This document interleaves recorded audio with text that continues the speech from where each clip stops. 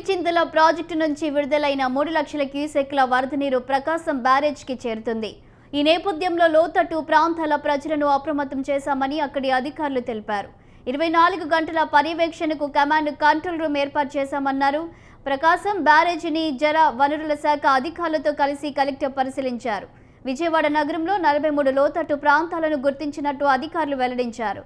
ప్రకాశం బ్యారేజీలో ప్రస్తుతం 55 గేట్లను 1 అడుగు మేర, 15 గేట్లను 2 అడుగుల మేర ఎత్తి 60,000 క్యూసెక్ల నీటిని సముద్రంలోకి విడుదల చేస్తున్నారు. ఈస్ట్ వెస్ట్ కెనాల్స్ ద్వారా 14,000 క్యూసెక్ల నీటిని విడుదల చేస్తున్నామని కలెక్టర్ తెలిపారు. ఇక దీనిపై మరింత సమాచారం మా కరెస్పాండెంట్ సంతోష్ అందిస్తారు. సంతోష్. Good morning Shalini. ఇక ప్రకాశం బ్యారేజ్ వద్ద వరద ఉధృతి ప్రవాహం అనేది కూడా క్రమంగా పెరుగుతూ ఉంది. ఇక ఏదైతే ఎగువ పులిచింతల ప్రాజెక్ట్ నుంచి దాదాపు 65,000 క్యూసెక్లు అనేది విడుదల చేయడంతో ఇక వరద ప్రవాహంతో ఎక్కువగా అయితే కనుక కృష్ణమ్మ పర్వళ్ళు తొక్కుతుందని కూడా తెలుస్తూ ఉంది. ఇక ప్రకాశం బ్యారేజీ వద్ద ఇప్పటికే ఎన్టీఆర్ జిల్లా కలెక్టర్ సైతం కూడా ఇటు దానికి సంబంధించినటువంటి అంశాలపై కూడా మాట్లాడడం జరుగుతూ ఉంది. ఏదైతే విజయవాడ లోతట్టు ప్రాంతాలతో పాటు ఇటు కృష్ణా నది పరివాహక ప్రాంతాల్లో నివసిస్తున్నటువంటి వారందరూ కూడా అలర్ట్ గా ఉండాలి అంటూ కూడా ఇటు అధికారులకి జారీ చేయడంతో అక్కడ ఉన్నటువంటి ప్రజలను అయితే కనుక ఇటు అప్రమత్తం చేసి సురక్షిత ప్రాంతాలను సైతం కూడా తరలించాల్సినటువంటి అవసరం ఉంటే మాత్రం సురక్షిత ప్రాంతాలకు సైతం కూడా తరలిస్తా ఉన్నారు. ఇక రంగంలోకి ఎస్డీఆర్ఎఫ్, ఎన్డీఆర్ఎఫ్ బృందం సైతం కూడా ఇటు అందుబాటులో ఉన్నటువంటి నేపథ్యంలోనే ఒక కాల్ సెంటర్ సైతం కూడా ఏర్పాటు చేయడం కూడా జరుగుతూ ఉంది. ఇక ఏదైతే ఇన్ఫ్లో అవుట్ఫ్లో కూడా చూసుకున్నట్లయితే కనుక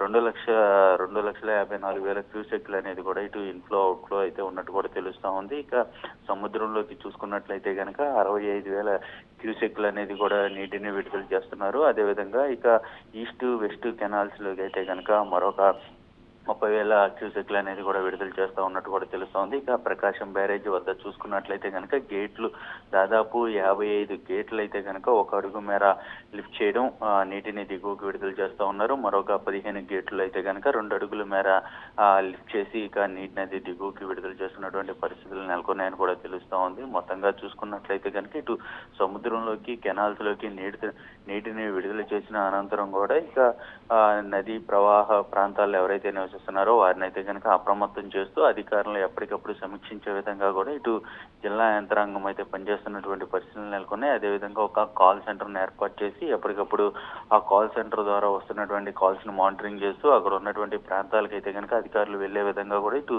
సూచనలు ఇస్తున్నటువంటి పరిస్థితులు కూడా నెలకొన్నాయని కూడా తెలుస్తూ ఉంది. ఎవరూ కూడా మత్స్యకారులు వేటకు వెళ్ళొద్దు అంటూ కూడా ఇటు అధికార యంత్రాంగం అయితే కనుక ఆదేశాలు జారీ చేస్తున్నటువంటి పరిస్థితులు నెలకొన్నాయని కూడా తెలుస్తూ ఉంది. ఇక కృష్ణమ్మ పరవళ్లు తొక్కుతున్నటువంటి నేపథ్యంలోనే ఇక విజయవాడ ప్రాంత వాసులందరూ కూడా తిలకించేందుకు ఇక ప్రకాశం బ్యారేజీ వద్దకు అయితే కనుక వెళ్తున్నటువంటి పరిస్థితులు కూడా నెలకొన్నాయని కూడా తెలుస్తూ ఉంది. మొత్తంగా చూసుకున్నట్లయితే కనుక ఎగువ నుంచి వరద ప్రవాహం క్రమంగా రాబోయే 3 రోజుల్లో మరింత పెరిగే అవకాశాలు ఎక్కువగా ఉన్నటువంటి నేపథ్యంలోనే ఇటు దిగువన ఉన్నటువంటి ప్రాంతాలను అయితే కనుక అప్రమత్తం చేసినటువంటి పరిస్థితులు అయితే ఉన్నాయి.